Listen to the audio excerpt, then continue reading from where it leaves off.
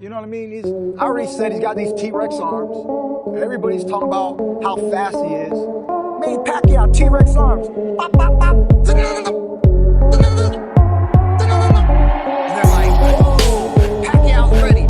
Pacquiao's gonna knock out Stern. Kabilang lang yan sa isa sa mga naging patutsada at naging pantatrash talk sa ating pambansang kamao na si Manny Pacquiao, nang tinaguriang boksingerong kampiyon sa welterweight division na si Kit one-time Thurman. Hindi lamang ito ang unang pagkakataon na may makakaharap ang ating pambansang kamao na si Manny Pacquiao ng isang boksingerong mayabong lamang magyabang at sagana lamang sa salita. Marami na nga ang nagtangkang sukatin kung hanggang saan ang dulo ng pasensya ng isang Manny Pacquiao. Mga kalabang magaling lamang sa pagtatrash talk na tila wala na sa lugar ang mga pinagsasabi at puro yabang lang ang alam bago magumpisa ang laban. Hindi man ginaganapan ni Pacquiao ang nais ganapan ng kanyang mga nagiging katunggali. Sa uli, isang matamis ng ngiti na may halong pagbabanta ang tanging sinusukli ng ating mandirigmang boksingero. Dahil pagdating sa ibabaw ng lona, tanging ang kamaunan ni Pacquiao ang magbibigay hustisya para sa kanya.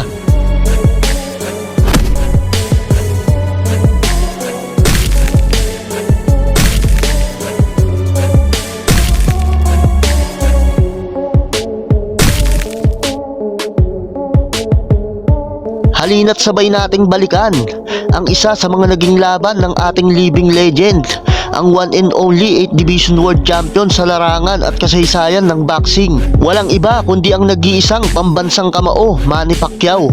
Muli nating balik tanawin kung paano nito pinulbos sa ibabaw ng lona ang boksingerong lumait at tumapak ng sobra sa kanyang pagkatao.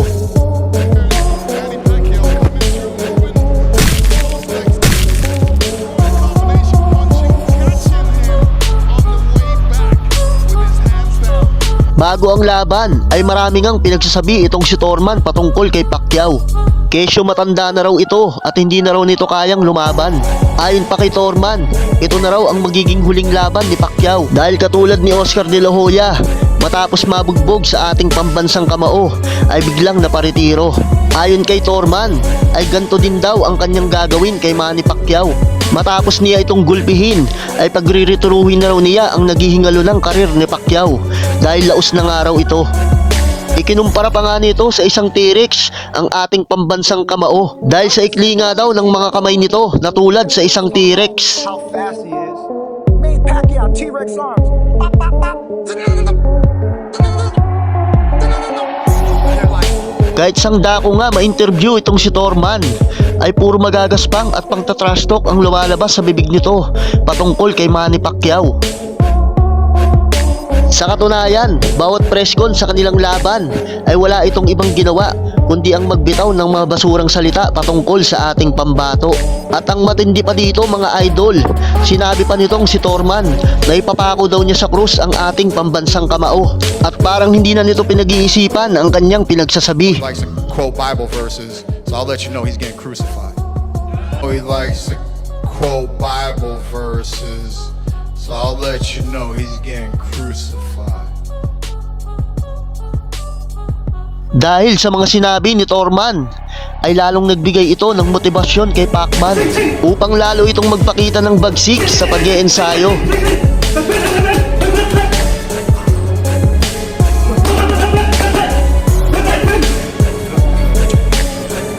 Hindi na nga bago ang mga ganitong senaryo para sa ating pambansang kamao.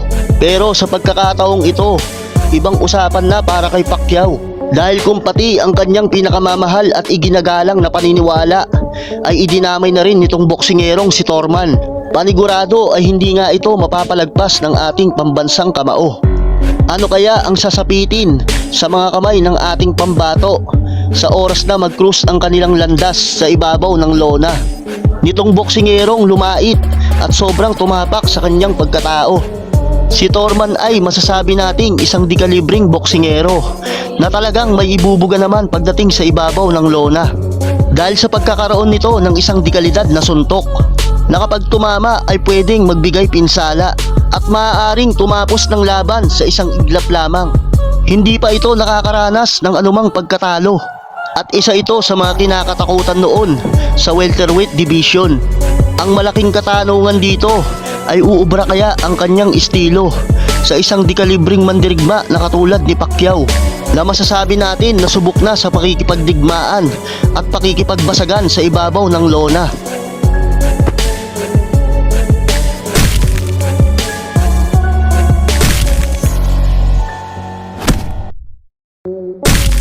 Buwan ng July 20, taong 2019 ang itinakdang araw ng laban. Ito na ang araw na aakyat na sa lona ang dalawang mandirigmang boksingero. Bit-bit ang kani-kanilang mga titulo. Si Pacman na hawak ang titulong WBA Regular Champion at si Kit Thurman naman na hawak ang WBA Super Champion. Nangangahulugan na mas mataas ang hawak na titulo nitong boksingerong Amerikano. Dumating na ang araw ng bakbakan mula sa pagiging maamo ng postura ng mukha ni Pacquiao. Tila nagpalit ito sa pagiging mabangis at nanglilisik na paningin. Isang indikasyon na pupulbusin nito sa ibabaw ng ring ang kanyang katunggaling boksingero. Habang bakas naman sa mukha ni Thurman na bahagyang nakaramdam ito ng takot. Sa pagtunog ng kampana, round 1 pa lang ay mainit na si Pacman. Pinaulanan nito kaagad ng mga power punches at mga kombinasyon si Thurman. Habang si Thurman naman ay ibinabalik kay Pacquiao ang mga suntok na tinanggap nito. Sa round din na ito ay natikman ni Thurman ang T-Rex arms combination ng ating pambato. Isang lumalagablab na birada ni Pacquiao sa bodega at isang malakas na right straight sa panga ni Thurman ang nagpabagsak dito. Agad naman na bumangon ang boksingerong Amerikano at nagpatuloy sa bakbakan.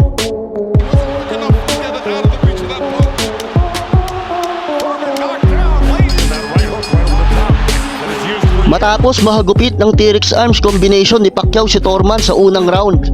Sa mga sumunod na round ay tila naging maingat na si Thurman kung saan lagi nang nakataas ang guard nito upang makaiwas siya na muling mapasukan ng solidong T-Rex punch combination mula kay Pacquiao.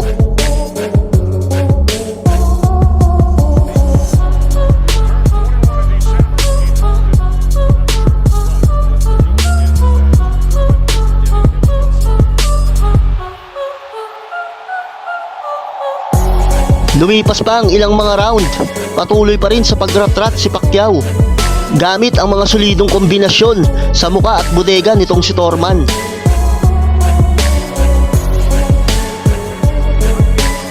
Makikita rin sa mga nagdaang round na ang advantage ni Pacman ay ang kanyang magandang footwork.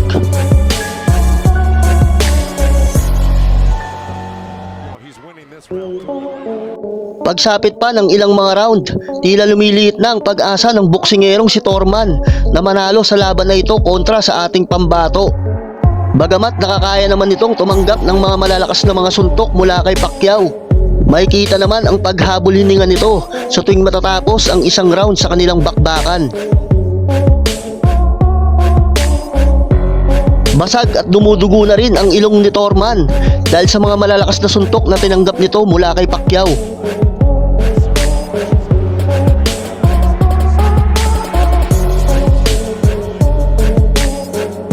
Sa kalahatian ng bakbakan, makikita ang malaking adjustment na ginawa ng kampo ni Thurman, kung saan bibitaw ito ng suntok at saka naman lalayo. At talagang naging epektibo ang istilong ito sa mga nagdaang round para makasurvive sa counter punching ni Pacquiao.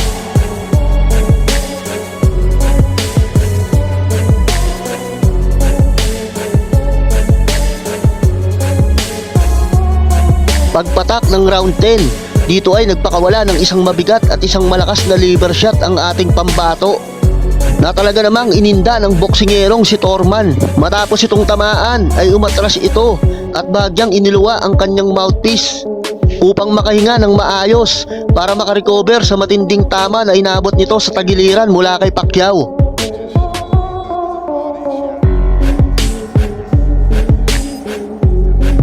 Nakasurvive pa naman itong si Thurman at patuloy na nakapagbakbakan kay Pacman sa dalawang huling natitirang round.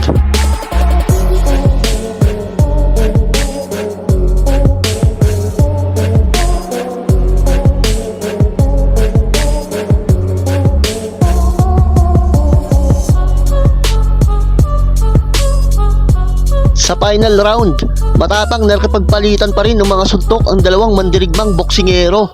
Kahit na lamog-lamog na ang mukha ni Thurman dahil sa mga tinanggap nitong mga malalakas na suntok mula kay Pacquiao, ay nananatili pa rin itong nakatayo hanggang matapos ang laban.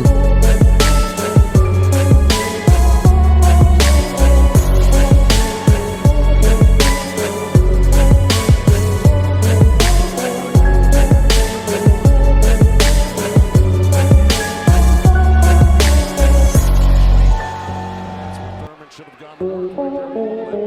Went back down. Gonna come back with that left hook. Good save there. We got him on the right hand.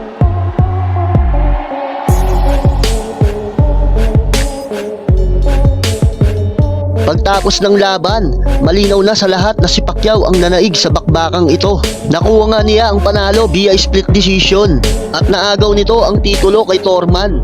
Sa unang pagkakataon ay naipalasap ni Pacquiao ang pinakaunang talo nito sa kanyang buong professional career. Matapos magbitaw ng mga hindi magagandang salita at pangtatrash talk itong si Thurman bago ang laban. Matapos nitong matalo sa kamay ng ating pambato. Sa uli, puro magaganda at puro papuri na ang sinabi nito patungkol kay Pacquiao. Nangangahulugan na tanggap ni Thurman ang kanyang pagkatalo mula sa kamay ng ating pambato. Bukod sa pagkamit ng karangalan at tagumpay, pinatunayan ni Pacman na karapat-dapat siya mag-ani ng mataas na respeto. Dahil sa ipinamalas nitong galing at bagsik sa ibabaw ng lona, ay hindi naman ito nabigo. Tunay nga ang pinakitang pagpapakumbaba ni Pacquiao ay nagpapakita ng salitang sportsmanship. Patunay din ito sa totoong pagmamahal niya sa sports na boxing. Dahil kay Pacquiao, kabilang na ang ating bansa na isa sa kinikilala bilang isa sa pinakamalalakas sa mundo ng palakasan. Dahil dito, isang karangalan na magkaroon tayo ng isang boksingerong tunay na kampyon sa larangan, makadiyos, mapagkumbaba at nagbibigay karangalan sa ating bansa, ang bansang Pilipinas.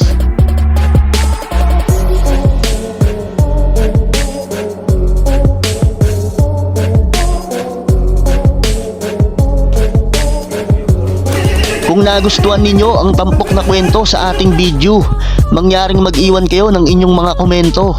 At huwag nyo na rin kalimutang mag-subscribe sa aking channel at pakipindot na rin po ang notification bell button upang lagi kayong madaanan ng mga bago ko pang bidyong i-upload. Salamat mga idol!